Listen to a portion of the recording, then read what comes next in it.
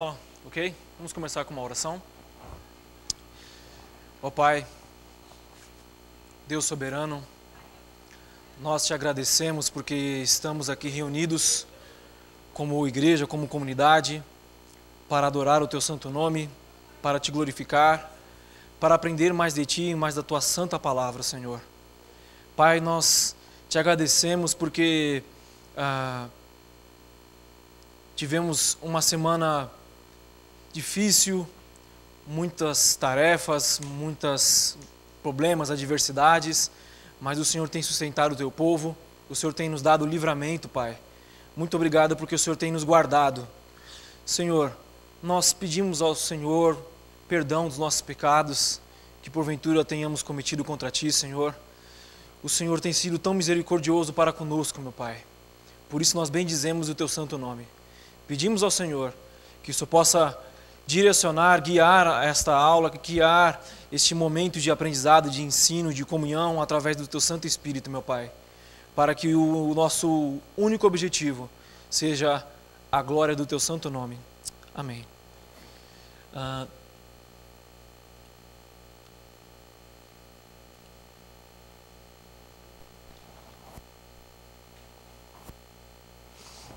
Perseverança dos santos, ok?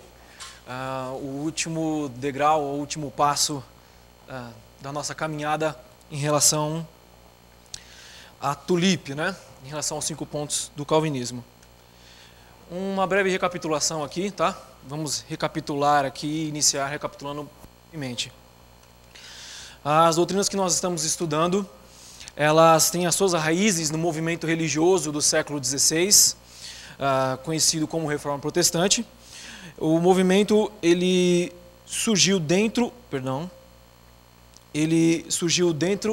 da Igreja Católica ocidental, com o intuito de corrigir, ou melhor, de trazer de volta a Igreja para a centralidade das Escrituras e para suas doutrinas originais. O movimento teve início com um monge agostiniano chamado Martinho Lutero, que em 31 de outubro de 1517, lá na Alemanha, ele apregoou um documento contendo 95 teses contra a venda de indulgências, tá? Só relembrando, eu sei que os irmãos sabem, mas é bom sempre frisar, indulgências eram documentos que a Igreja Católica ela vendia por uma quantia não pouca, e aquele documento dizia que quem adquirisse aquele documento, ele teria seus pecados perdoados, ele estaria livre ou do purgatório, ou diminuiria o seu tempo no purgatório, tá? Ao atacar isso, a venda de indulgências, Martinho Lutero ele começa criticando ou apontando, melhor dizendo, uma das principais doutrinas, ou a primeira doutrina da Reforma Protestante, que seria a justificação somente pela fé, ok? Não tem como se comprar a salvação. A salvação tem como ser adquirida através de um documento. Um documento não pode dizer que eu sou salvo, ok? É somente pela fé. A controvérsia que ocasionou essa cisão entre protestantes e católicos posteriormente pelos protestantes. É bom sempre lembrar que eles não sentaram numa escrivaninha e falaram, ou se reuniram e falaram, olha, quais que serão os pontos principais. Isso foi algo que foi paulatinamente acontecendo, e eles foram resumindo toda a doutrina, toda a teologia que eles estavam ensinando ou protestando contra a Igreja Católica, até que nós chegamos a esse resumo, que são conhecidos como os lemas da Reforma Protestante, ou os 5 solas, tá? Sola Escritura, somente a Escritura, sola gratia, somente a graça, sola fide, somente a fé, solos Christo, somente Cristo, soli Deo gloria, somente glória a Deus. Tudo bem? Eu não vou me deter nesses pontos aqui. Dentro da Reforma Protestante houveram 3 alas, 3 grupos, tá? Dentro da Reforma Protestante. Eu já de cara preciso abrir um parênteses aqui. Isso não significa que eles discordavam teologicamente entre si, tá? A doutrina era a mesma. A questão era por localidade e coisas periféricas em relação ao cristianismo, tá? Martinho Lutero e Zwinglio, por exemplo, eles discordaram quanto à questão da Santa Ceia. Zwinglio concordava, o que nós também concordamos, que a presença de Cristo na ceia é simbólica, tá? É espiritual. Já Martinho Lutero, ele discordava, ele seguia, e até hoje, né? Os luteranos seguem, o entendimento de que não, é fisicamente, Cristo está corporeamente na ceia, no pão e no cálice. É bom deixar bem claro que o Lutero, ele pouco era enérgico. A discussão terminou com Martinho Lutero dando gritos e murros em cima da mesa. Mas, enfim. Então, são questões periféricas, tá? Os 3 grupos eram os evangélicos, ou luteranos, como ficaram conhecidos. É sempre bom frisar que luterano foi um apelido que deram, tá? Os evangélicos, eles estavam conectados ou ligados a Martinho Lutero, ok? Por que evangélicos? Hoje em dia nós usamos o termo evangélico para todos os que são protestantes. Mas esse termo foi cunhado por Martinho Lutero mesmo, tá? Ele dizia que o movimento que ele estava liderando era o movimento dos evangélicos, ou seja, os que estavam se voltando para o evangelho, ok? O povo, os que eram contrários, os seus inimigos, chamavam os seus seguidores de luteranos. Lutero odiava esse apelido, mas sabe como é apelido, né? Quando você odeia, aí que pega. Hoje em dia, são conhecidos como... houve também os anglicanos, esses são um pouquinho depois, mas houve também essa ala, esse grupo, os anglicanos, ou episcopais, chamado de episcopais por conta da sua hierarquia, tá? Tem sempre um episcopo, um líder máximo, que aí por diante segue em cadeia, quase que em pirâmide, tudo bem? Eles estavam ligados ao rei Henrique VIII, por isso que é anglicanos, porque ele era o rei da Inglaterra, tudo bem? Essa reforma aqui começou de uma maneira um pouco conturbada, tá? Foi mais por causa das aventuras ou desaventuras amorosas do rei Henrique VIII. Ele queria casar de novo, o Papa não deixava, ele falou, quer saber de uma coisa? Então vamos juntar esse povo aí que estão protestando contra a Igreja Católica, eu vou formar a minha igreja, ok? Daí surgiu a Igreja Anglicana, que posteriormente ela acabou se tornando, sua doutrina principalmente, reformada. Ela foi muito influenciada por Calvino, ok?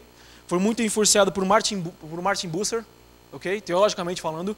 Foi muito influenciada também por John Knox, tá? Continuando aqui, o terceiro grupo, que agora chega até nós, é o grupo dos reformados ou calvinistas. Esse grupo, ele teve início logo em seguida ao grupo liderado por Martinho Lutero. Começou na Suíça, começou com o Zwinglio, tá? Zwinglio, ele foi quem deu início ao movimento de reforma reformada. Logo em seguida ele veio a falecer, mas Calvino, também na Suíça, ele ganha destaque, e é por conta disso que os reformados acabaram ganhando o apelido de calvinistas, por causa de Calvino, tá? Calvino também não gostava desse apelido. Calvino era totalmente contra qualquer coisa que pudesse envolver o seu nome. Haja vista de que, quando Calvino faleceu, ele pediu para que a sua lápide, que o seu sepulcro nem tivesse lápide. Ele foi enterrado como indigente, para evitar qualquer tipo de peregrinação ou idolatria a ele, tá? Aqui, chegando aonde nós queremos aqui, no início do século XVII, lembrando que a reforma protestante foi no século XVI, no início do século XVII surgiu no calvinismo, ok? Nesse grupo que nós estamos inseridos, na Holanda, uma controvérsia que ficou conhecida como a remonstrância. Essa controvérsia, esse debate, ele originou-se por causa dos ensinos de um pastor e teólogo holandês chamado Jacob Arminius, ok? Quanto aos seus ensinos a respeito da salvação, que divergiam da soteriologia calvinista clássica, tá? Ele começou a discordar. Eu sei que tem alguns aqui mais aprofundados até do que eu. É bom lembrar que João Calvino, Jacob Arminius, ele começou a divergir soteriologicamente da doutrina calvinista quanto à salvação por conta do debate entre infralapsarianos e supralapsarianos, tá? Ele foi tentar responder um supralapsariano e acabou se dando mal. Continuando aqui, os discípulos de Armínio, é bom deixar isso bem claro, não foi Armínio. Após a sua morte, os discípulos de Armínio apresentaram para a Igreja Reformada Holandesa um documento com 5 artigos da remonstrância, tá? Artigos de protesto. Remonstrância significa protestar ou revisar, tá? Exigindo a revisão da posição calvinista à salvação. De maneira bem breve aqui, um resumo do que eram esses 5 artigos, eles dizem o seguinte: a eleição, Deus elege baseado na sua presciência. A eleição é com base na presciência divina, ou seja, Deus olha lá na frente, lá no corredor da história e consegue saber, irá crer nele. Baseado nisso, ele vai e elege. Aí o Marcos Gonconato ele vai perguntar, tudo bem, qual que era o corredor? Para onde ele olhou? Como é que ele conseguiu olhar lá na frente? Se ele conseguiu olhar lá na frente é porque já estava feito. Quem fez? Foi ele? Ou foi outra pessoa? Há uma série de questões que mostram que esse argumento é frágil, tá? A segunda é a expiação ilimitada, ou seja, não há limites para a expiação. Ela é não uma expiação eficaz, mas ela é uma expiação que torna disponível, ok? Aquele que crer e se apropriar, aí ele será salvo. Ou seja, a expiação é ilimitada. A expiação é parcial. É bom ressaltar aqui o seguinte: embora eles diziam que o ser humano era totalmente depravado, no frigir dos ovos ali, no aprofundamento dos argumentos deles, os arminianos ou dos remonstrantes, na verdade eles criam que a depravação não era total, ela era parcial. Porque, afinal de contas, mesmo que o ser humano ele era depravado, ele ainda assim conseguia escolher ser salvo ou não. Então, não era total a sua depravação. O outro ponto era que a graça era proveniente, irresistível. Como assim proveniente? Deus, sabendo aqueles que iriam aceitá-lo, já proveu uma graça para eles, ok? Então, ele antevê quem irá aceitá-lo, então ele elege, e não só elege, como ele separa aqui uma graça para eles, tá? Provê uma graça para eles. Só que, mesmo que essa graça seja proveniente, ela pode ser resistida, ok? Se é proveniente, então por que pode ser resistida?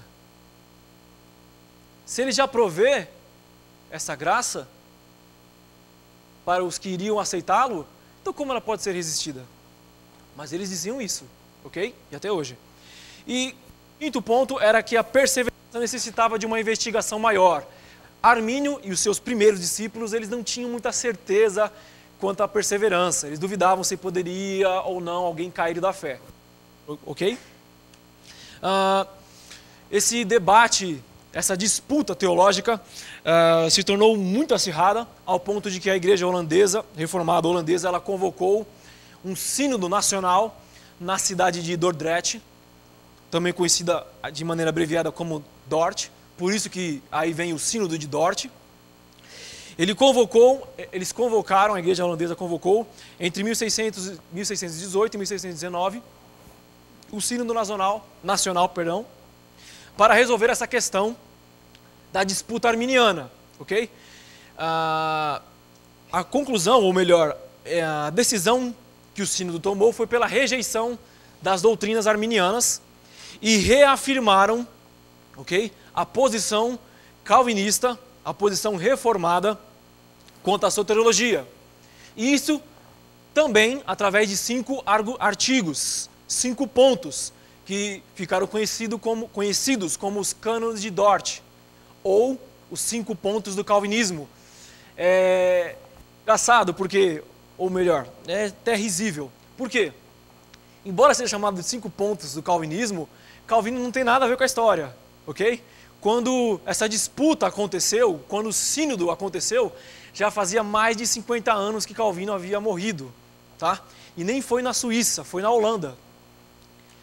Bom, o resumo dos cânones de Dort são esses: a depravação total, a eleição incondicional, a expiação limitada, a graça irresistível e a perseverança dos santos.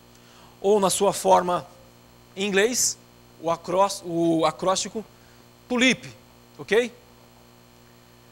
Eu não falo inglês, fica para quem fala inglês aí, ok? Mas essa é a abreviação. Nós já vimos a depravação total, ok? Que significa que o homem é totalmente corrompido, ele nasce escravo do pecado e ele está morto espiritualmente e é totalmente incapaz de obedecer a Deus ou de desejar a Deus. Tudo bem? Isso é a depravação total. A eleição incondicional, ou seja, que Deus soberanamente escolheu, está no passado, ok? No pretérito, soberanamente escolheu indivíduos para receberem a sua graça redentora. Tudo bem? Essa escolha é divina e é baseada única e exclusivamente pela sua livre vontade e não é baseada em algo que Deus anteviu. Tudo bem? É de acordo com a livre, soberana vontade de Deus. Aquela pergunta que todo reformado se faz: por que Deus me escolheu? Não sei, mas Ele escolheu porque Ele quis escolher. Tudo bem? A expiação é limitada. Isso significa que o sacrifício redentor de Cristo, ele foi exclusivamente para expiar os pecados daqueles que foram eleitos por Deus, ou seja, está conectado um ponto com o outro, tudo bem? A expiação não foi para todos, ou como alguns preferem, ela foi eficaz. Ele morreu, ele se sacrificou para pagar os pecados do seu povo. E como são um número limitado, ou um número específico, ele é eficaz. A expiação foi completa e ela perdoa os pecados, expia os pecados. Continuando aqui. A graça é irresistível. Graça irresistível não significa que Deus literalmente força de uma maneira agressiva, ou alguns vão dizer que sim, mas enfim, de uma maneira agressiva ele destrói ou vai contra a pessoa. Mas por graça irresistível significa que o Espírito Santo, quando ele chama os eleitos, ele chama de uma maneira eficaz. Ele manifesta a graça de Deus aos eleitos, quando ainda estão em pecado. E isso é de uma maneira que não pode ser resistida. Ou seja, é uma maneira atrativa. Aquela questão, os que são casados, talvez lembrem disso. Quando você chega ao altar, tua esposa, ou o seu esposo no caso, você olha para ele de uma maneira tão apaixonada, de que você não consegue resisti-lo. Ele é irresistível para você. Ok? Entenderam? Isso também significa de que quando o Espírito Santo, ele chama, aí sim, ele destrói a oposição ou a resistência humana. Lembre-se, o ser humano ele é contra Deus. Romanos 5, ele é inimigo de Deus. Ou, como diz Romanos 3, ele odeia a Deus. O Espírito Santo, quando chama de maneira eficaz, quando ele manifesta a graça irresistível, ele quebra essa oposição. Tudo bem? E agora onde nós queremos chegar, que é o último ponto, é a perseverança dos santos.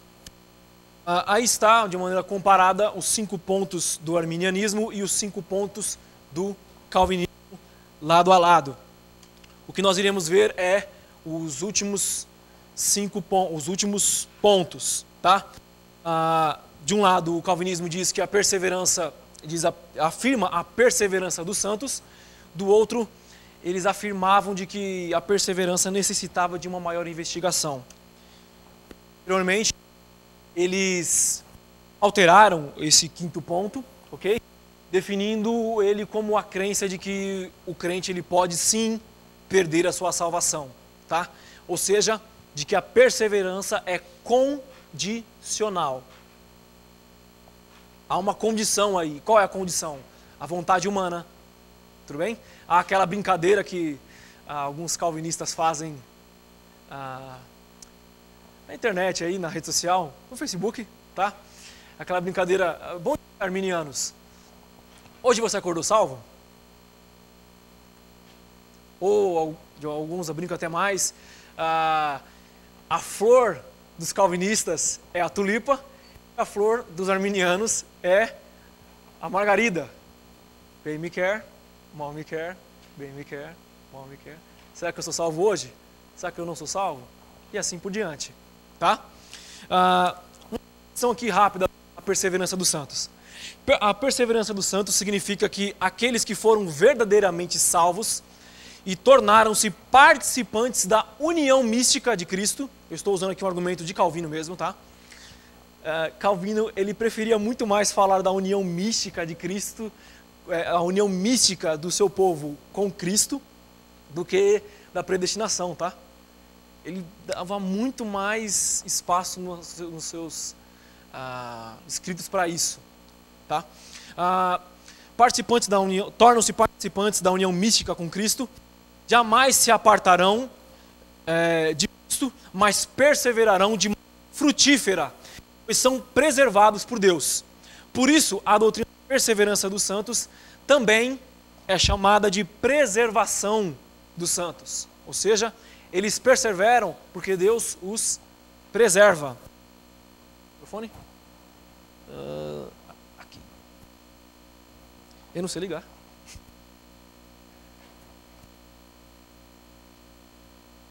Eu acho que agora vai.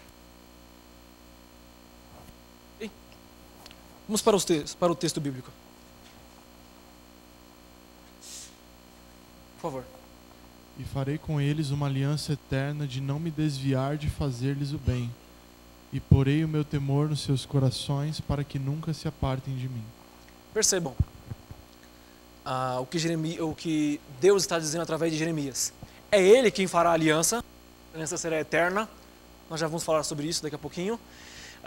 E é Ele quem mudará os corações.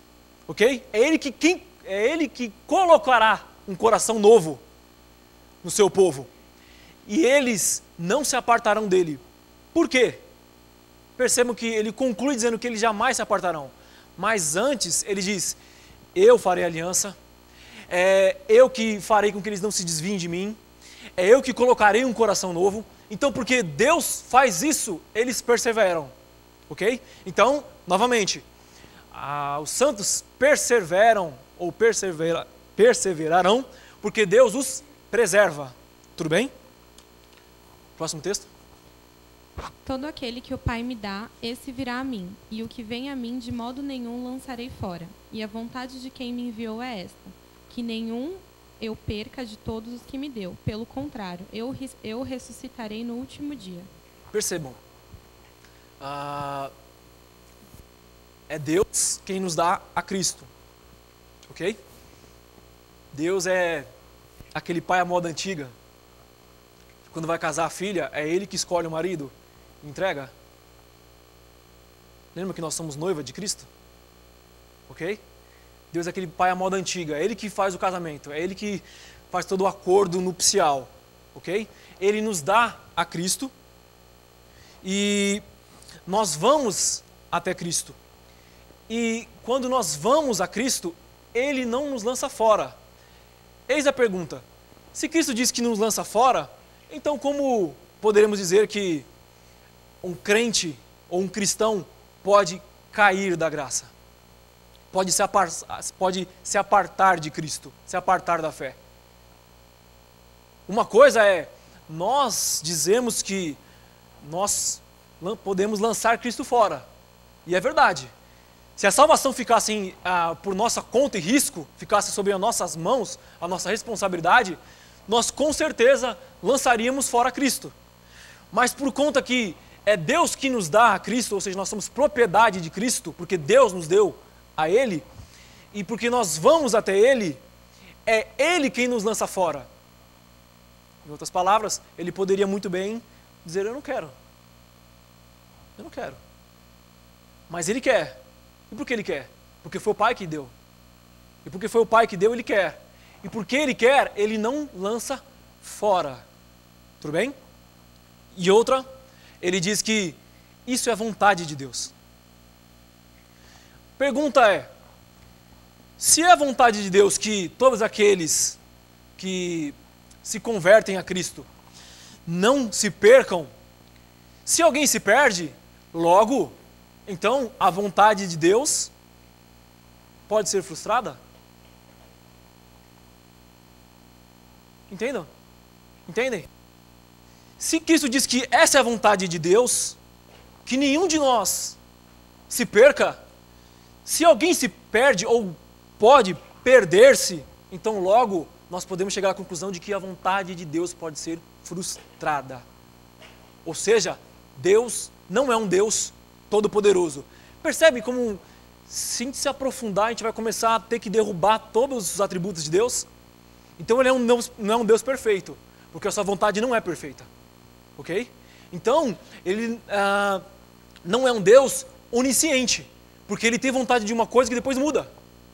Então, Ele não é um Deus onipresente, porque Ele não sabe, Ele não está com quem é salvo. Todos os atributos de Deus caem, desmoronam, se nós chegamos à conclusão de que alguém que verdadeiramente se converteu a Cristo pode perder a salvação. Ok? Próximo texto. O qual vos confirmará também até ao fim, para serdes irrepreensíveis no dia de nosso Senhor Jesus Cristo. Fiel é Deus, pelo qual fostes chamados para a comunhão de seu Filho, Jesus Cristo, nosso Senhor. Percebam que Ele nos chama, mas Ele também confirma, ok? Para que nós nos tornemos irrepreensíveis diante dEle. No dia do Senhor. Ele está apontando para o futuro, para o dia do arrebatamento da igreja, para o dia do juízo final. Se Ele está dizendo que Ele nos confirma, ou seja, nos preserva, o sentido aí de confirmar é segurar, é preservar, para aquele dia, para sermos irrepreensíveis naquele dia, logo Ele já está afirmando, ou melhor dizendo,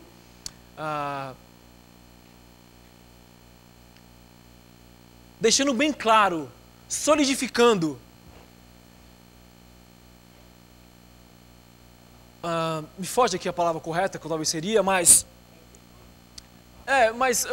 talvez uma palavra que seria melhor enfim, deixando firmado numa rocha, solidificado, a questão de que se Ele nos salvou, Ele nos guarda. E Ele nos guarda até o dia do Senhor. Alguns vão usar, é que era muito texto, eu preferi não colocar tudo isso. Mas há textos, como por exemplo, Paulo vai dizer que nós somos selados pelo Espírito Santo, ok? Ele é o selo, né, o penhor, nós estamos selados para o dia do Senhor.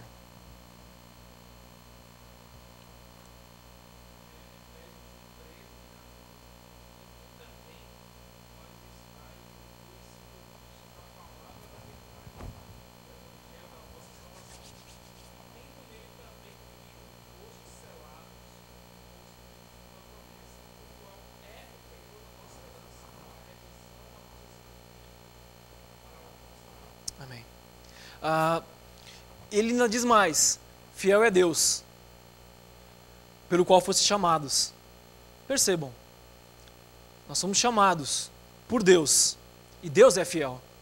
Ora, se nós somos chamados, e posteriormente nós podemos nos apartar ou cair da graça, logo, Deus é fiel? Os corintianos que me desculpem aqui. Piada infame, né? Se Deus é fiel, logo, quando Ele chama, Ele permanecerá com esse chamado. Se esse chamado se torna inútil ou perde a validade, se torna nulo, logo Deus não é fiel. Ok? Mas Deus é fiel. Próximo texto. E o Deus de toda graça, que em Cristo Jesus nos chamou à sua eterna glória, Depois de havendo padecido um pouco, ele mesmo vos aperfeiçoe, confirme, fortifique e estabeleça. Perceberam que fantástico? Ele diz que foi Deus que através de Cristo, ou que em Cristo nos chamou para a sua eterna glória. E depois disso, depois de nós padecemos um pouco, Paulo é até jocoso aqui, né? Depois de havermos padecido só um pouquinho, né? Nessa terra aqui, ele mesmo nos aperfeiçoa. E é interessante que isso está conectado com padecer um pouquinho, ok? Ou seja, Deus usa esse padecer um pouco para nos aperfeiçoar. Ele mesmo nos confirma, ele nos fortifica. E ele nos estabelece. Irmãos, irmãs, percebam que a obra de Deus é completa. Ele chama. E ele não só chama, como ele também aperfeiçoa. E como ele aperfeiçoa? Através dos poucos padecimentos que passamos aqui. E ele aperfeiçoa e confirma e nos estabelece. Ok? Do começo ao fim, a obra da salvação é monergista. Do começo ao fim, ela vem de Deus, é obra de Deus, é feita por Deus. Ok? Agora, esse texto aqui era muito grande, irmão. Tá? Eu teria que pegar o capítulo ou o livro todo. Mas eu comecei lá para o 28, depois achei que era muito, eu reduzi um pouco mais. Tá? Por favor. Foi a sortuda. Quem nos separará do amor de Cristo?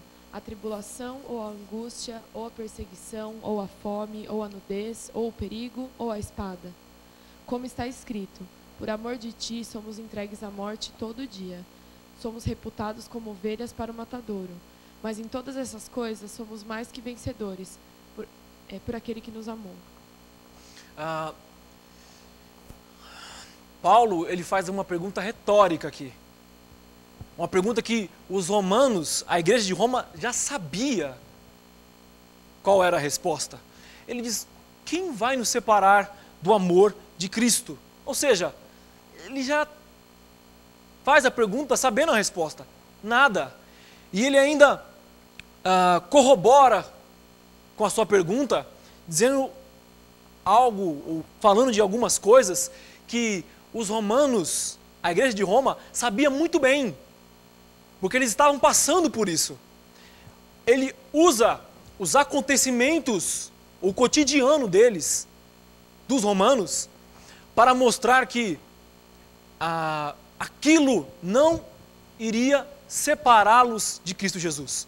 E ele diz, a tribulação, ou a angústia, a perseguição, fome, a nudez, a espada, o perigo, ele está falando aqui de morte.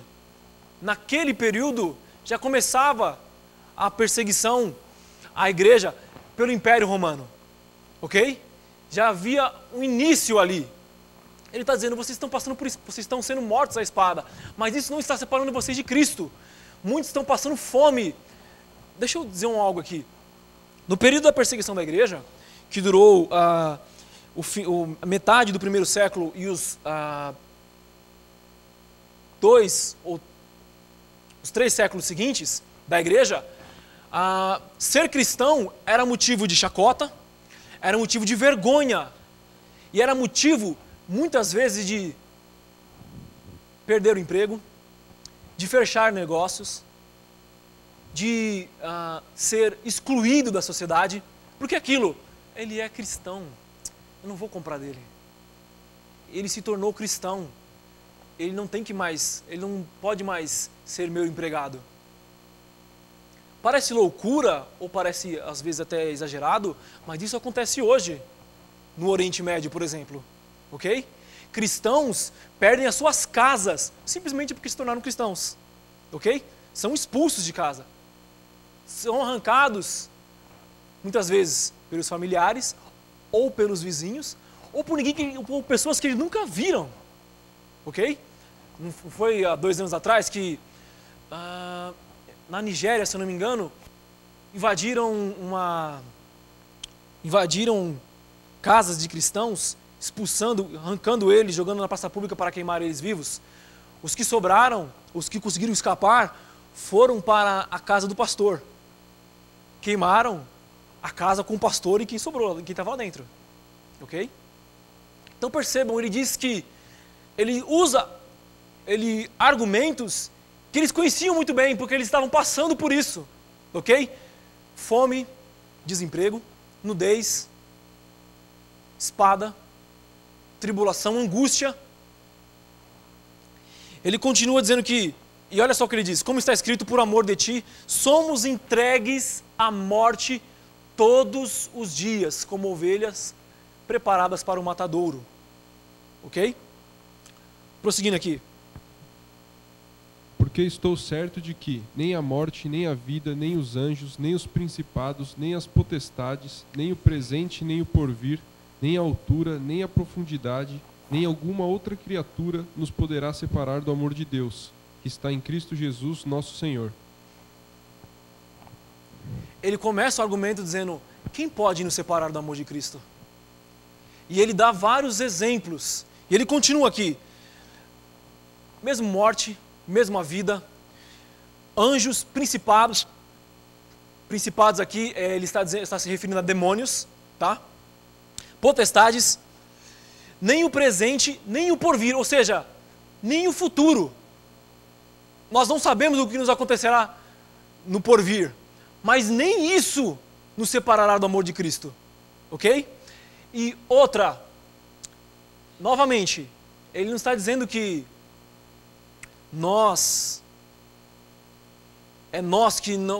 Cristo nos separará de nós. É o contrário.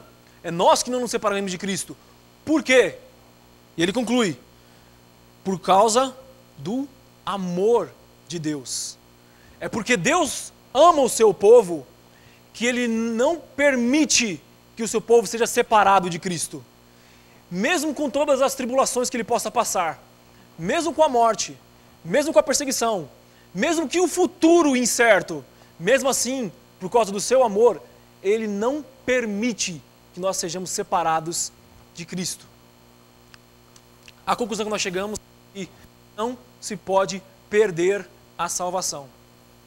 Não se pode perder a salvação, porque não está baseado em nós, mas está baseado em Deus e na obra de Cristo e no chamado do Espírito Santo. Ok? A pergunta é, por que não se pode perder a salvação? Porque ela é baseada no poder de Deus. Se Deus nos chama, se Deus nos salva e depois nós podemos perder essa salvação, esse Deus não é um Deus poderoso.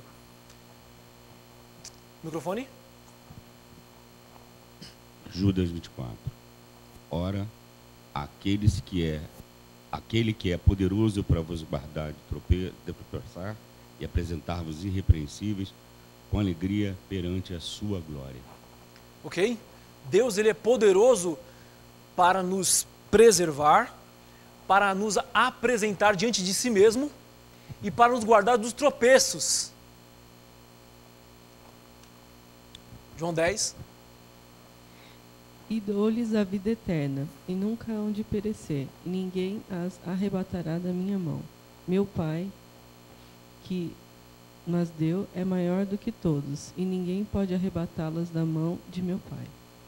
Cristo está, João 10, ele está falando sobre a parábola, perdão, ele está usando ele está dizendo que ele é o bom pastor, ok?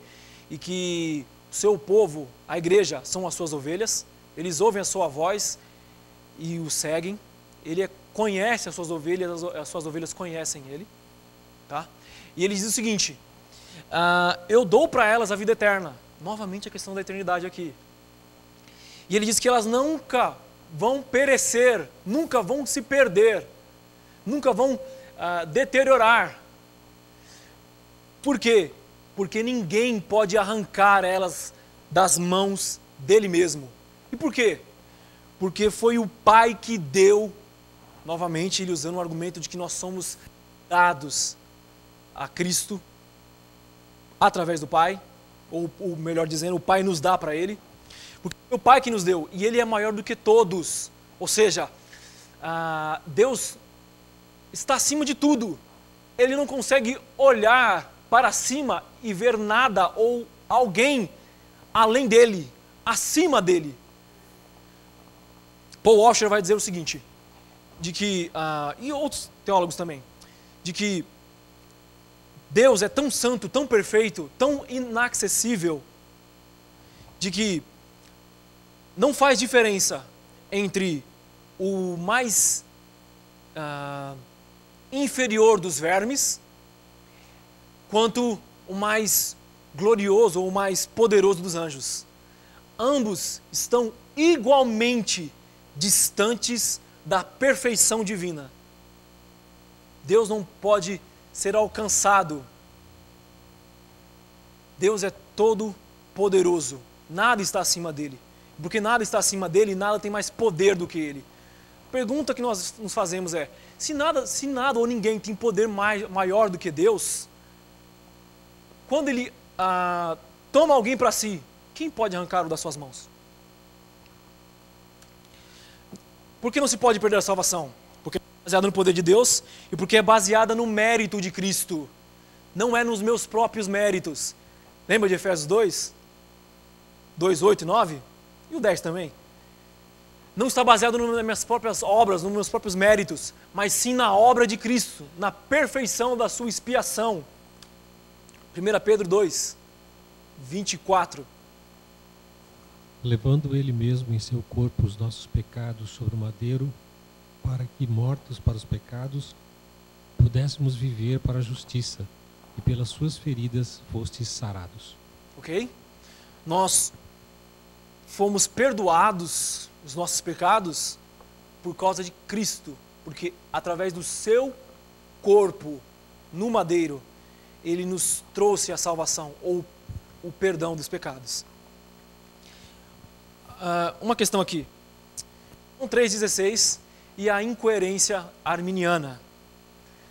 João 3,16 é o texto mais conhecido da Bíblia.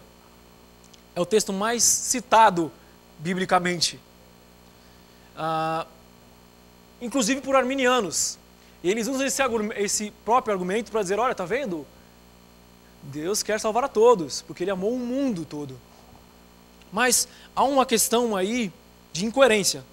Leia um texto, por favor. João 3,16. Porque Deus amou o mundo de tal maneira que deu o seu Filho unigênito, para que todo aquele que nele crê não pereça, mas tenha a vida eterna. Certo. Ele diz que Ele amou o mundo de tal maneira. Esse mundo aí, não vou me deter nele. Ele deu o seu Filho unigênito, para que todo aquele que nele crê, tudo bem, a fé, não pereça, não irão se perder, mas tenham o quê? A vida eterna. Tudo bem. Vamos pensar da seguinte maneira. Se a vida é eterna, então a salvação não pode ser perdida. Por quê? Mas se fosse possível perder a salvação, então a vida não é eterna. Pois vida eterna que se perde não é vida eterna, é vida temporária. Entendam isso. Se nós dizemos que algo é eterno, isso quer dizer que ele não pode ter fim. Se tem fim, não é eterno. Ok? E se se Deus, através do seu Filho unigênito, faz com que creem não pereçam, mas tenham a vida eterna, como então perder a vida eterna? Como eles podem cair da graça? Como eles não irão perseverar? Como eles não serão preservados? Se isso não acontecer, logo a vida não será eterna. Será uma vida temporária. Porém, alguém poderá alegar o seguinte: não, essa vida eterna aí, ela se refere à vida após a morte. E eu já ouvi isso. Não, mas aqui está dizendo que a vida é eterna. Nós recebemos a vida eterna. Não, mas isso aí, essa vida eterna, ele está falando da vida após a morte. Ou seja, algo que irá acontecer ainda. E algo que é uma incerteza por enquanto. Nós não sabemos ainda se teremos a vida eterna. Só quando morrermos. Tudo bem. Então como é que você pode me explicar os seguintes versículos? Por favor. Mesmo capítulo. Aquele que crê no Filho tem a vida eterna, mas aquele que não crê no Filho não verá a vida, mas a ira de Deus sobre ele permanece. Ele já está usando o verbo aqui no presente. Ele não está dizendo que eles irão herdar a vida eterna. Ele está dizendo que eles já têm a vida eterna. E detalhe, é no mesmo capítulo, versículos posteriores. Ou seja, quando nós cremos, nós já recebemos a vida eterna. A vida eterna, irmãos, começa aqui e agora. Nós já somos participantes da vida eterna com Cristo. Aqui, quando nós dormimos no Senhor e após a ressurreição, não há uma descontinuidade aí, ok? É a mesma vida eterna, que começa aqui, que nós já temos ela, que nós continuaremos tendo ela quando morrermos e que nós continuaremos tendo quando ressuscitarmos. Outro texto ainda em João, capítulo 5. Na verdade vos digo que quem ouve a minha palavra e crê naquele que me enviou, tem a vida eterna e não entrará em condenação, mas passou da morte para a vida. Novamente, ele está usando aqui o verbo no presente. E ele não diz mais o seguinte, ele não entrará em condenação. Porque ele passou da morte para a vida. Nós já estamos vivos em Cristo. Nós já recebemos a vida eterna. Último ponto aqui para nós podermos fazermos uma pausa para o café. Quais são as motivações dos santos para perseverarem? Ok? Nós estamos dizendo que há a perseverança dos santos, que eles perseveram porque Deus os preserva, mas quais são as motivações que eles têm para perseverar? 1. A nova vida em Cristo. Romanos 6,4. Por favor. De sorte que fomos sepultados com ele pelo batismo na morte, para que, como Cristo foi ressuscitado dentre os mortos, pela glória do Pai, assim andemos nós também em novidade de vida. 2 Coríntios 5, 17. Assim que, se alguém está em Cristo, nova criatura é. As coisas velhas já passaram, eis que tudo se fez novo. Nós perseveramos porque agora temos uma nova vida. E essa nova vida é em Cristo. Nós somos uma nova criatura, nós temos uma nova natureza. E essa nova natureza, essa nova criatura que nós nos tornamos, ela luta contra o pecado. Ela luta para agradar ao seu Senhor. Ela tem essa nova natureza, esse desejo de agradar a Deus, de continuar com Deus. Outro motivo, o amor a Deus. Lucas 10, 27. E, respondendo ele, disse: Amarás ao Senhor teu Deus de todo o teu coração, e de toda a tua alma, e de todas as tuas forças, e de todo o teu entendimento, e ao teu próximo como a ti mesmo. Amar a Deus nos impulsiona, nos motiva a perseverar.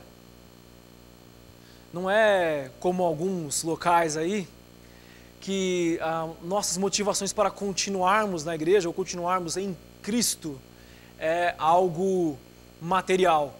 Mas amar a Deus, acima de tudo, nos motiva a continuarmos, a perseverarmos. Porque amamos a Deus acima de tudo, é que nós perseveramos.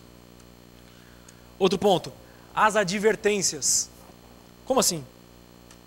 Leiam aí Mateus 24, 13. Mas aquele que perseverar até o fim, esse será salvo. Hebreus 12, 14. Segui a paz com todos, e a santificação, sem o qual ninguém verá ao Senhor. Aqueles que discordam da doutrina da perseverança dos santos, eles fazem a seguinte pergunta: mas e as diversas advertências? Eu separei duas aqui, mas as diversas advertências que a Bíblia mostra. Aquele que perseverar até o fim será salvo, mas seguir a paz com todos e a santificação sem a qual ninguém verá o Senhor. Ou seja, quer dizer que eu preciso me santificar para ver o Senhor? Então, como é que é a perseverança dos santos então? As advertências que a Bíblia mostra, como por exemplo Mateus 24, em que diz que aquele que perseverar até o fim será salvo, elas nada mais são do que uma motivação, um impulso para aqueles que são cristãos genuínos. Ou seja, porque você realmente foi salvo, você é crente em Cristo, quando você ouve um texto como esse, isso te motiva ainda mais a querer prosseguir em Cristo. Agora, do outro lado, isso também serve de condenação para aqueles que estão de engano na casa do Senhor. Ele não é um lobo em pele de cordeiro. Ele é um falso profeta. E quanto mais ele ouve isso, mais isso amontoa sobre ele condenação. É condenação em cima de condenação. Então, o mesmo texto... Não vou entrar em Apocalipse aqui.